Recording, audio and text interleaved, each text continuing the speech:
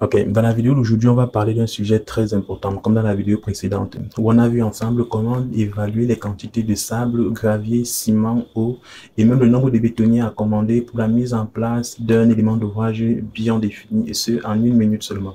Et bien, dans celle-ci encore, on va parler de quantitatif, mais cette fois-ci, on va plutôt évaluer le nombre de briques ou alors le nombre de parpaings à commander pour la mise en place d'une élévation complète, et ce, en automatique, c'est-à-dire en 1 minute également.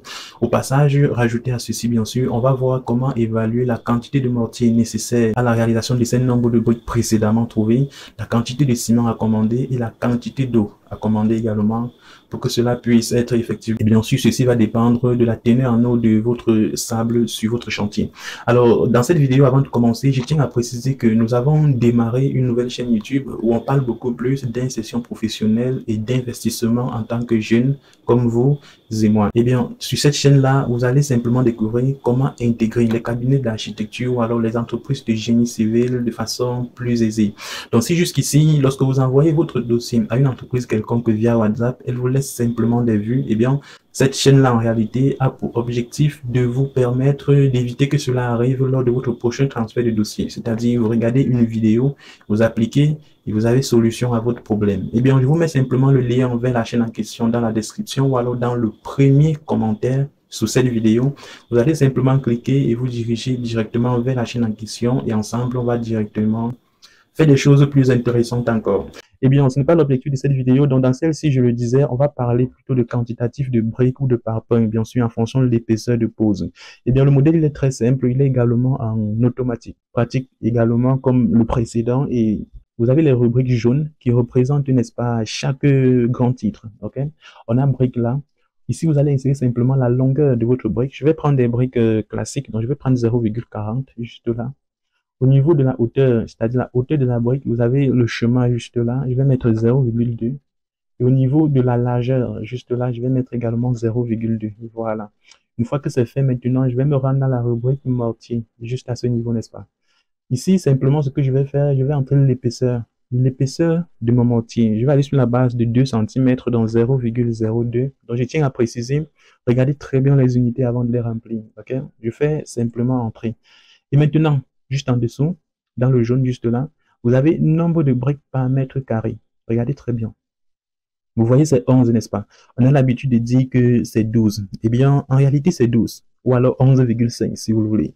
Mais sauf qu'à ce niveau, on a réduit plutôt par défaut. Donc, les pertes sont déjà intégrées. Je vous ai appris, je crois hier dans la vidéo récente, pardon, on a vu ensemble comment calculer les marges, c'est-à-dire 100% du résultat précédent, plus maintenant le pourcentage de la marge. Eh bien, cela a déjà été intégré à ce niveau.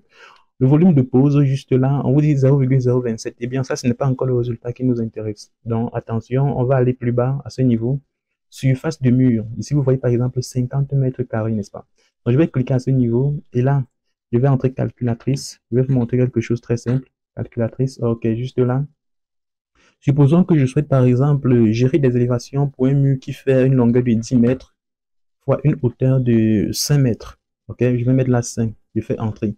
Vous voyez, ça fait 50 naturellement. Ok, ça va dépendre. Ça peut être un mur de hauteur 3 mètres. Ça dépend de vous. Là, c'est pour vous montrer en fait de façon pratique. Donc, ça fait 50 mètres carrés. Dans ce niveau, je vais simplement coller les 50 mètres carrés. Donc, je vais faire entrer comme ceci. Surface de mur en mètres carrés 50. Nombre de briques total 541. Volume de mortier de pose 1,34. Ok? Et à ce niveau maintenant, ciment 403 kg. Je tiens bien à préciser que c'est en kilogrammes. Donc, si maintenant sur le chantier, vous allez commander un sac de 50 kg, il vous suffira simplement de diviser ceci.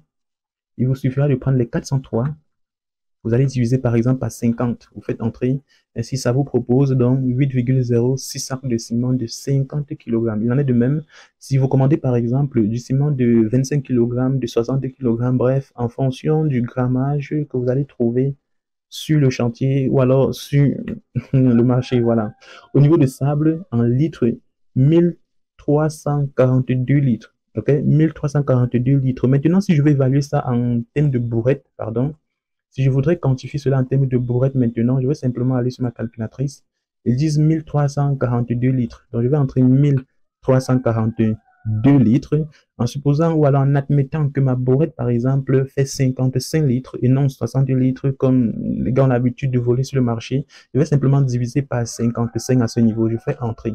Ça me donne donc 73,810 bourrettes de 55 litres. OK? Si par exemple, OK, je vais aller sur la base de 60 litres, mon fournisseur, c'est un gars de confiance, je vais simplement faire 1342 que je vais diviser, pardon, juste là par 60 litres. Ça me donne donc 22,36 bourrettes. Eh bien, vous allez simplement arrondir en excès. Au niveau de l'eau, c'est-à-dire l'eau de gâchage, je l'ai précisé dès le début de la vidéo, c'est à titre approximatif, voilà, ok, c'est juste approximatif, voilà, parce que ceci va dépendre de la teneur en eau de votre sable sur le chantier. Vous utilisez un sable peut-être qui a été exposé aux intempéries, notamment à la pluie, eh bien, vous comprenez forcément qu'au niveau de la quantité d'eau proposée par le logiciel, il y aura large réduction. Si par contre vous utilisez un sable qui a été conservé en interne peut-être pendant un an, bref, qui n'a plus une quantité d'eau intéressante ou qui n'a même plus d'eau, un sable sec, c'est-à-dire, vous comprenez littéralement que la quantité d'eau ici va demander à ce que ce soit un peu plus intéressant ou alors vous allez devoir rajouter beaucoup plus d'eau. Voilà. Donc maintenant, je le disais tantôt, je pense au niveau du nombre de briques, voilà, nombre de briques total, on va essayer d'évaluer ça manuellement, ok, pour faire un comparatif entre les deux. Donc je vais rentrer dans la calculatrice à ce niveau. On va reprendre toujours notre mur de 50 mètres carrés, ok, pour rester dans le même contexte, dans la même logique. Donc, on va prendre un mur de 50 mètres carrés et ce qu'on va faire ici en premier, c'est qu'on va définir d'abord la surface d'une brique. Donc, on va faire 0,4, on va multiplier par 0,2, ok. Ça nous donne 0,08. Donc, je vous montre tout, il faudrait que ce soit pratique, n'est-ce pas?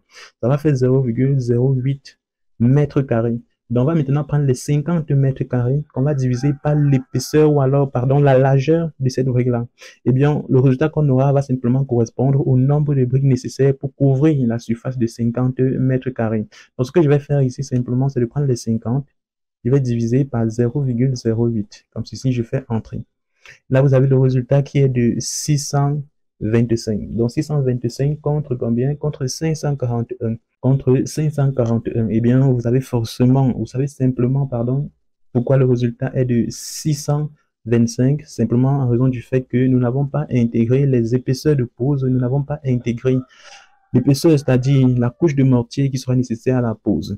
Donc, vous comprenez littéralement que lorsque vous prenez de cette façon, lorsque vous avez l'habitude d'évaluer suivant, par exemple, 12 mètres carrés de surface, il y a deux possibilités. Vous perdez ou alors vous vous trouvez complètement endetté, c'est-à-dire vous faites un mauvais calcul. Donc, c'est pourquoi cette feuille Excel, j'en viens, vous permettra de gérer cela de façon plus efficace et de façon plus efficiente. Alors, laissez simplement un commentaire, j'en viens, désolé, je n'arrive pas à très bien parler. Laissez simplement un commentaire dans la vidéo et je vous laisserai un lien direct de téléchargement du modèle directement dans les commentaires également. Alors, je vous invite simplement à vous abonner à la chaîne si ce n'est pas encore fait. Normalement, j'allais le faire dès le début de la vidéo. Alors, je vous invite simplement à vous abonner à la chaîne, partager la chaîne surtout, laissez un pouce si vous aimez les vidéos qui sont partagées sur cette chaîne et n'oubliez pas de consulter le premier lien dans la description ou alors dans les commentaires. Et vous allez directement vous diriger vers la chaîne sur laquelle on va parler d'entrepreneuriat en tant que jeune, comme vous et moi, d'insertion dans le monde professionnel, bref, de tout ce qui vous permettra à vous de réussir professionnellement parlant. Alors, c'est Abel Tani, je ne me suis jamais présenté, c'est Abel Tani et je vous dis simplement rendez-vous soit dans la prochaine vidéo sur cette chaîne ou alors dans la prochaine vidéo sur cette autre chaîne, si c'est moi bien sûr qui suis au tournage. Je vous dis simplement rendez-vous dans cette prochaine vidéo là, donc bye.